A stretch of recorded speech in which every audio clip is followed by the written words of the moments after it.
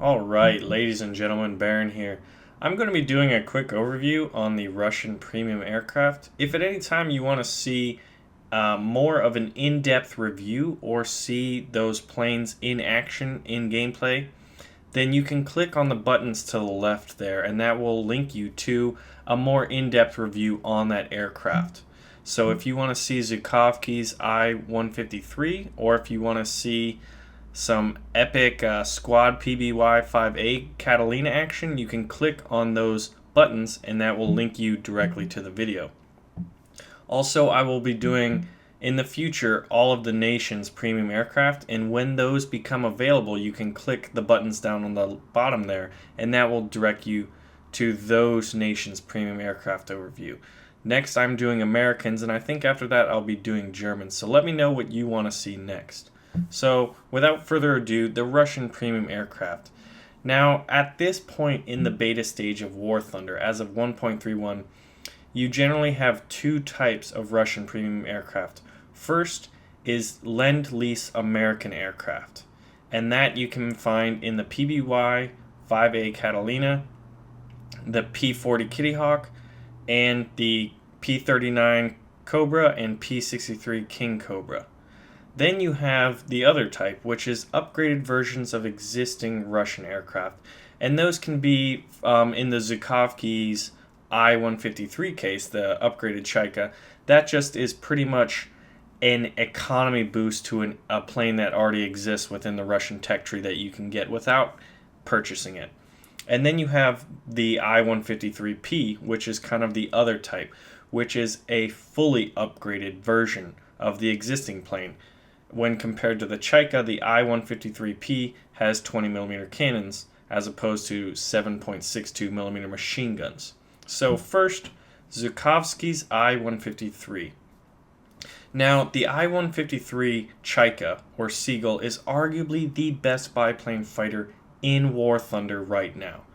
The pros of this aircraft are it's very powerful for its tier. At tier 1, its machine guns are very powerful and can cut through most other biplanes and early monoplanes with ease. It's very maneuverable and it has an amazing climb rate.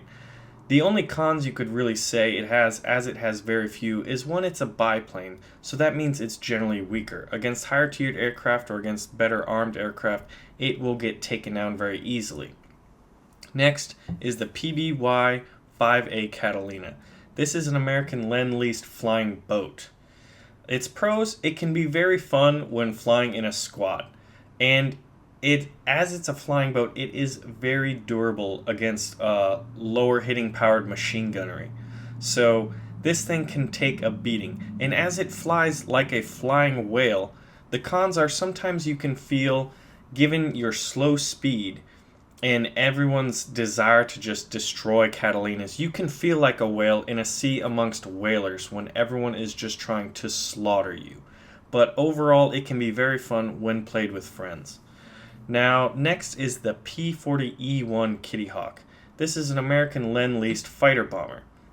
The pros are, when compared with most Russian fighters, it has 650 caliber machine guns, so it has a lot of firepower and a lot of ammunition, given most yaks and lags generally have one heavy machine gun or cannon and one lighter machine gun.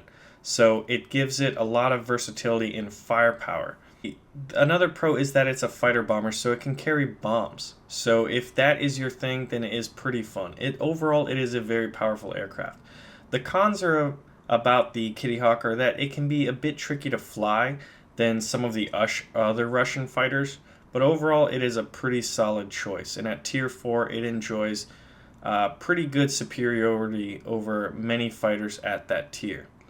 Next we have the I-153P Chaika.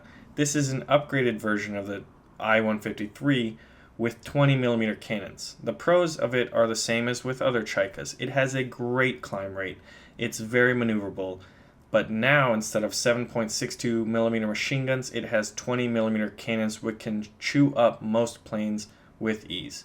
The cons, it's a biplane, it's not very durable. Next we have the P39K1.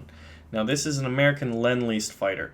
The pros are that you can get a 37mm cannon at tier 6, and it has a decent array of other machine guns to support it after you run out of your 37mm cannon, as opposed to the Tier 8 Yak-9T, which only has one machine gun after you run out of your 37mm cannons.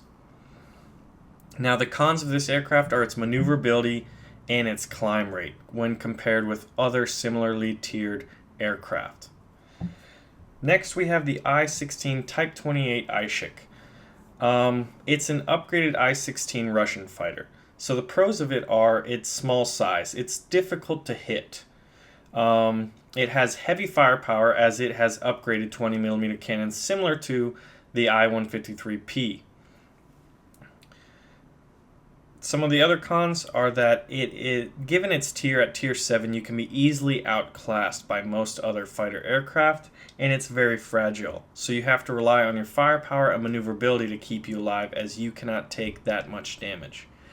Finally, we have the P5A King Cobra. Now, the pros of this are its firepower. It has 50 caliber machine guns and a powerful 37mm cannon.